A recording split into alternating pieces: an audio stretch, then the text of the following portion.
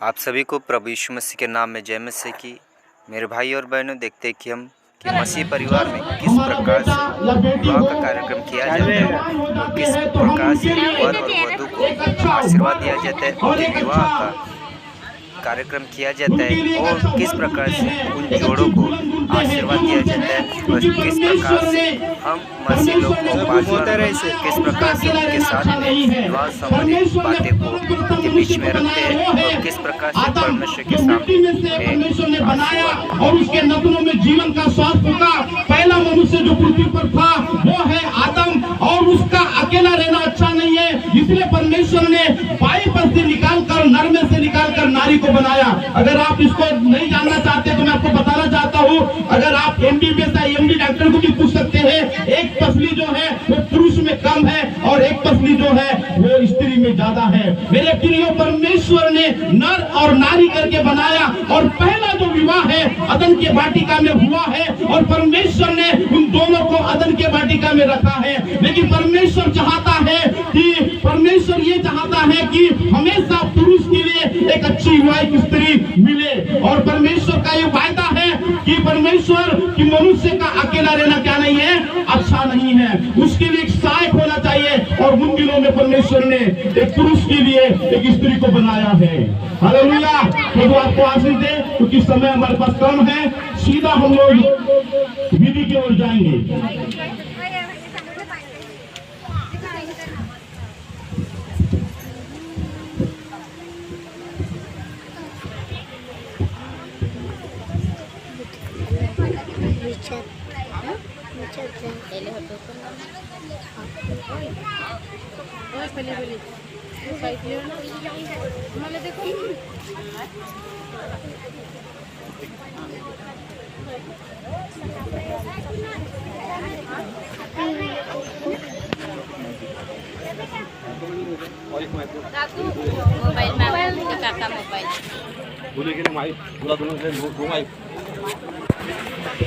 में है और कलीसिया के सामने हम एकत्रित हुए हैं और प्रभु के दासों के सामने और आए हुए सभी आमंत्रित किए लोगों, उनके सबके सामने हम यहाँ पर इकट्ठा हुए हैं।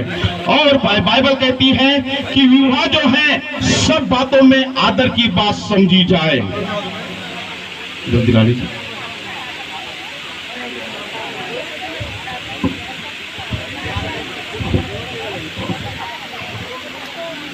लंबा है क्या? दोनों से पूछता हूं। ओके,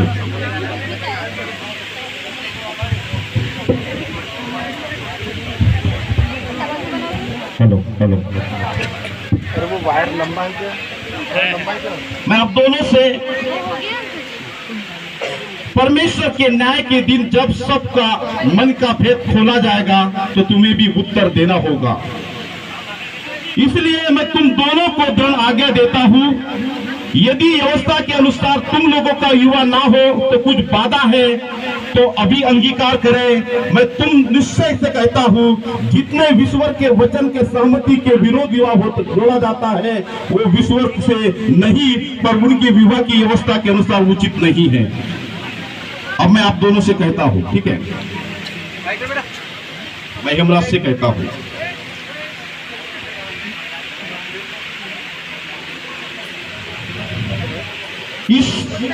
हेमराज इस युवती से शादी, इस युवती के साथ व्यवस्था के अनुसार मेरा विवाह ना हो सके, ऐसा कोई कारण आप जानते हैं? कोई जबरदस्ती तो नहीं किया गया है? कोई इनके बारे में कुछ जानते तो नहीं आप? आपको पसंद है लड़की? ओके। मैं मोनिका से कहता हूं कि ऐसा कोई कारण आप जानते हैं कि इस हेमराज से आपकी शादी ना हो सके? थोड़ा जोर से बोलिए। आपके घर के लोगों ने आपको मजबूर तो नहीं किया है? आपके पास्टर जी ने या किसी परिवार के व्यक्ति ने? तो आपके ऐसा कोई कारण नहीं जानते? ठीक है, थैंक यू। यदि कोई सभा में कोई कारण जानते हैं कि मसीह या भारत के कानून के नियम के अनुसार इनकी शादी नहीं हो सकती, तो आप अभी आप बता सकते हैं।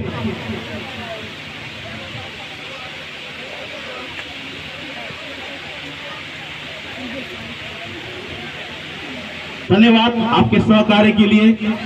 आप ऐसा कोई कारण नहीं जानते, उसके लिए आपको तहे दिल से धन्यवाद। आप खड़े हो जाइए।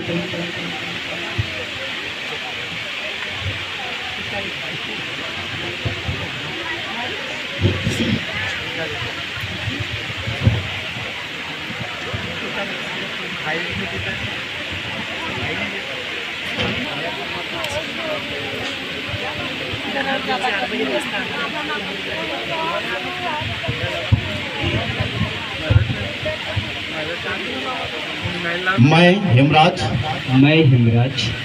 इस सभा के लोगों को साक्षी करके कहता हूँ ईश्वर के सामने और प्रभु यीशु मसीह कृष्ण के नाम से तुम मोनिका को अपनी विवाहित पत्नी होने को ग्रहण करता हूँ और वचन देता हूँ दुख में सुख में संपत्ति में दरिद्रता में रोगों में आरोग्यता में मैं तुम्हें आज से आगे को अपने को कर रखूंगा। तुमसे मिला रहूंगा जब तक मृत्यु हम दोनों को अलग ना करे तब तक ईश्वर के पवित्र नियम के अनुसार मैं तुमसे प्रेम रखूंगा तुम्हारी सुधि लूंगा और विश्वास पूर्वक यह प्रतिज्ञा करता हूँ। Thank you. क्या है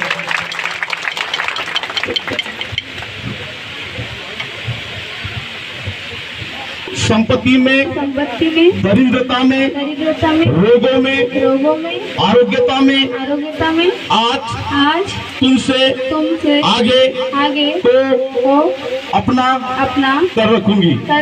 तुमसे मिली रहूंगी और जब तक मृत्यु हम दोनों को अलग ना करे तब तक ईश्वर के पवित्र नियम के अनुसार तुमसे प्रेम रखूंगी तुम्हारी सुधि लूंगी और मैं विश्वास पूर्वक तुम्हें यहाँ प्रतिज्ञा करती हूँ। आइए हम ताली बजाएं।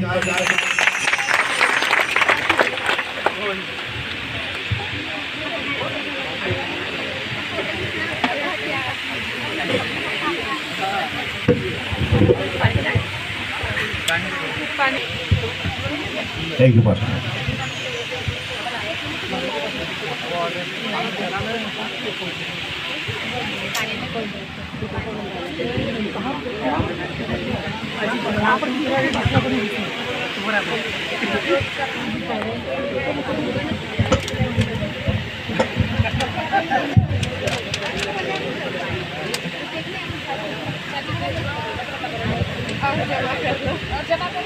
अभी जैसे हमने प्रार्थना किया इन छल्लों के लिए और जैसे छल्लों का आकार है वैसे ही दोनों का प्रेम का आकार हो।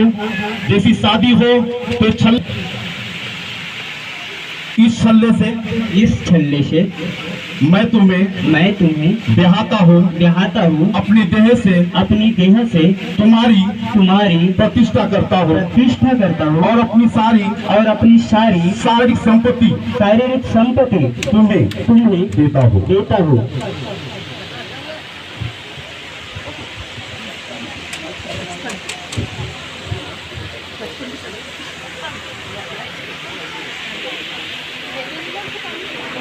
आइए हम जोरदार ताली बजाएं।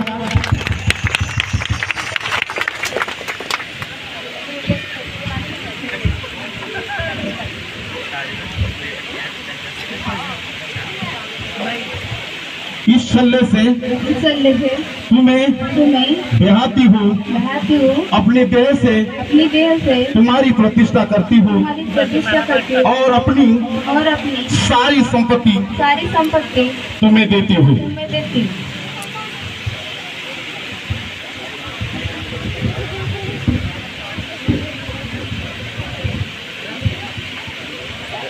अरे मत